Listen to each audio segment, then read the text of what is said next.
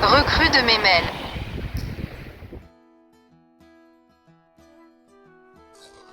Ahoj bičiuliai, sveikiname su jumis iš Memelio rekrūtai virtuvės antro epizodo ir šiandieną norime su jumis pakalbėti apie išskirtinį britų gėrimą, būtent grogą. Ir šiandien esame dviese, būtent dėl tos priežasties, kad grogas laivyno vadovybės įsakymų griežtai turėjo būti pilstomas ant denio, prižiūrint budinčiam laivo karininkui. Taigi, šiek tiek apie patį grogą. Kaip žinome, laive yra tikrai didelė problema su geriamu vandeniu, nors aplinkui yra jūroje vien tik vanduo, bet kaip žinome, to gerti negalime. Todėl gėlą vandenį tenka tampyti su savim. Ir tai yra didžiulė problema, ypač pradėjus kelionės į naująjį pasaulį. Gėlas vanduo ilgai laivuose, medinėse bačkose, gėlas toks nebūna. Jis pradeda dumblėti, pradeda daugintis bakterijos, plisti ligos. Ir kad šito išvengti, laivuose imdavo alkoholio davinį. Iš pradžių tai būdavo alus, vynas, bet kadangi šitie gėrimai yra didelio tūrio, reikalingi dideli kiekiai, tai yra nepatogu ir užima daug vietos, ieškojo alternatyvų. Viskas pasikeitė 1655 metais, Britams užėmus Jamaiką, jų apyvartoje atsirado romas. Jo buvo daug, jis buvo pigus, jis buvo stiprus. Jo nereikėjo tokio didelio kiekio tampyti su savim laivuose. Ir ilgai netrukus, romas pakeitė alų ir vyną laivų racionuose. Bet kadangi žinome, romas yra ganėtinai stiprus gėrimas ir gana greitai gali iš plaukiančio laivo paversti plaukiančių bardeliu, girtuoklių baržą, reikėjo kažką su to daryti. Todėl admirolas Vernonas, kitaip žinomas kaip senasis grogas, šią pravardę gavo nuo savo nešiojamo seno palto, kuris angliškai buvo pravardžiuojamas grog, taip jis ir buvo vadinamas Old Grog. Ir admirolas Vernonas 1740 rugpjūčio 21 dieną išleidžia įsakymą, kad romas privalo būti skiedžiamas su to pačiu dumblėtu vandeniu santykiu 1:4. Tai buvo jo oficiali maišymo norma. 1795 metais prie grogo receptūros buvo oficialiai įtrauktos ir laimo sultys. Tada tiek apie istoriją, dabar bandykim pasigaminti.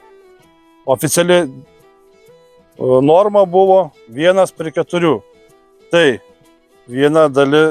pusė pintos romo ir 1 kvorta vandens. Kas tai yra pramatavimo vienetai? 1 kvorta yra 1,14 litro. Pinta yra 0,565 litro, o mūsų atveju mes naudojam pusę pintos, tai yra 0,283 litro. Ir šita dalis buvo padalinta į 2 dalis. Vieną dalį ryte, kitą vakare. Taigi mums reikės vandens, kvortos ir pusę pintos romo. Bet čia buvo tik tais dienos norma. Čia dienos norma. Gal pagaminkime pusę dienos normos? Na, pagaminkime pusę dienos normos. Va. Tai čia kaip tik yra pusę pintos. Pilam.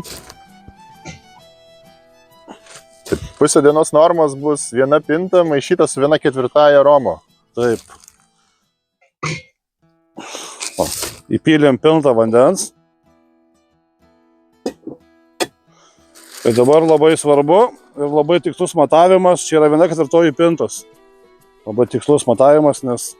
Taip, ir šitas puodelis buvo labai svarbus, nes būtent ir karininkas turėjo prižiūrėti, kad nei lašas nebūtų nusukamas nuo jūreivio. Neduok dieve jūreiviai tars, kad romas yra iš jų vagiamas, laive gali kilti maištas.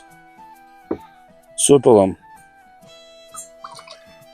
visą normą. Labai atsakingai vyrėjas dirba. Labai atsakingai, netgi truputuką. Ir kad būtų skaniau ir būtų sveikiau, laimo sulčių. Labai daug nereikia. Ir manau taip. Mūsų Ragaujam? grogas gatavas. Ragaujam. Ragaujam.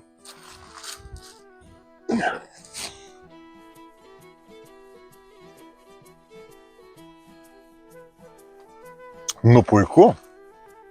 Puiku. Labai labai skanu. Tas šalis turėjo kažką analogiško.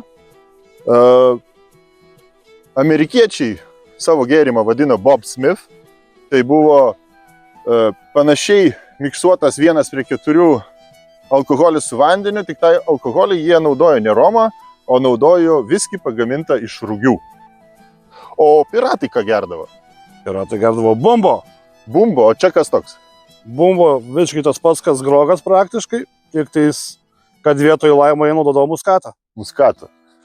O kito laivyno, prancūzų laivyno jūreiviai vis dar gaudavo vyno.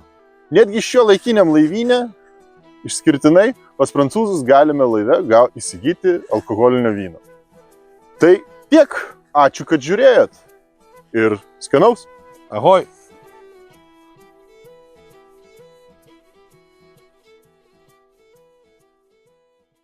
Gerai.